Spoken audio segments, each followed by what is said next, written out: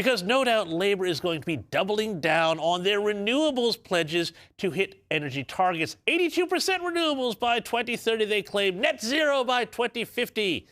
Unrealistic? Yes. Long term?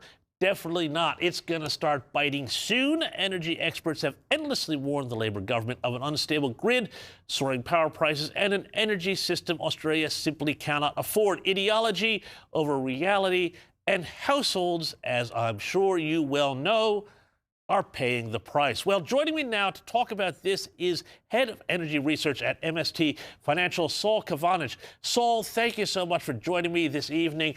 Australians are sick and tired of hearing this rhetoric, this shtick about power prices are falling when that's clearly not being reflected in their bills. What is going on here?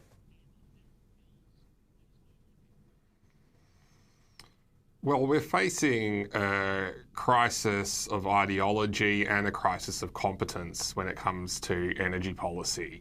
So the starting point is we have this renewable energy target by 2030, which is patently clear is impossible to meet. Even if we were to meet it, would be experiment in terms of does it work and is it viable?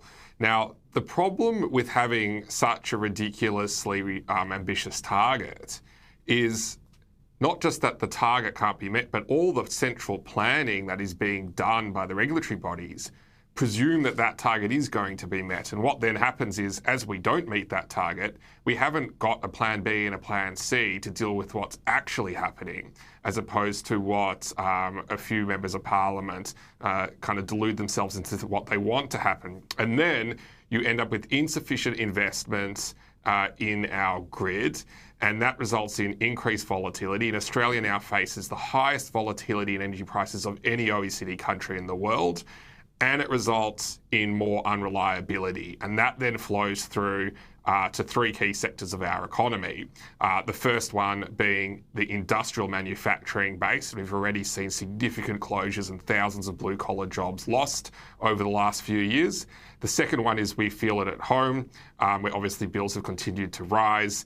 And lastly, and I think this is perhaps one of the most underappreciated areas, is our national security and the government's priority technology list in things like cybersecurity, quantum computing, and artificial intelligence all actually depend on our energy sector.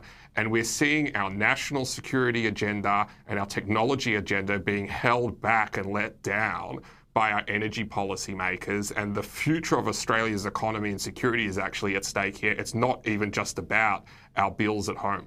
Yeah, well, that's a really interesting thing. I wanted to get into that a bit because one of the arguments Labour was making during the last federal election campaign was that their plan provided for more gigawatts going into the grid than the coalition's policy, suggesting that they had a more expansive plan for energy. But if I'm hearing you right, if you read between the lines, all of that power wouldn't be on at the same time because it would just be switching from one different renewable thing to batteries to another thing, which doesn't seem like a great way to run a railroad, nonetheless a modern electricity grid that might need to power massive AI server farms and that sort of thing. Yeah, so perhaps to kind of illustrate it, our artificial intelligence future, our national security and cybersecurity agenda all rely on having sovereign data centres, which are very energy hungry. But they also demand an exceptionally clean and reliable signal. So renewables are particularly unsuited to our data centre agenda, and that's where you need much more reliable, consistent power. And the problem where you have unreliability, for example, with the data centre is data centres underpin drug dispensation in ICU and hospitals. They underpin air traffic control at our airports. It underpins our ability to launch our navigation system for missiles and aircraft in the case of a war situation. So you can't have that data sitting in a foreign country. It has to be here. Now I want you to imagine what happens to air traffic control or an ICU unit if it stops working for just 10 minutes, let alone a day. And the situation is dire, and that's why you cannot have an increasingly unreliable grid while also trying to build all these core health, national security, and technology agendas at the same time. We need to get back to reliability taking priority again. Otherwise, again, that technology and national security agenda gets held back. And finally, Saul, just want to ask you, too, about some other events going on around the world. One of the things Labor has always blamed rising power prices on was Russia's invasion of Ukraine and what that did to energy prices. Well, Venezuela now, the situation there is that the U.S. might be bringing back all of that capacity for the world market. Would that wind up, is the Trump action in Venezuela potentially going to bring oil prices down? And would that have any flow-on effect to our own energy prices, not just our prices at the pump?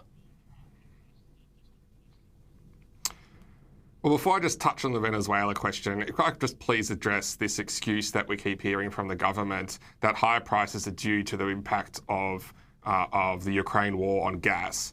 Today, international gas prices are lower than they were prior to the Ukraine war. So it's no excuse. The reason prices are higher today is because of policy settings. It's got nothing to do with the Ukraine war or global gas markets. But to come to your question on Venezuela, look, obviously very early days.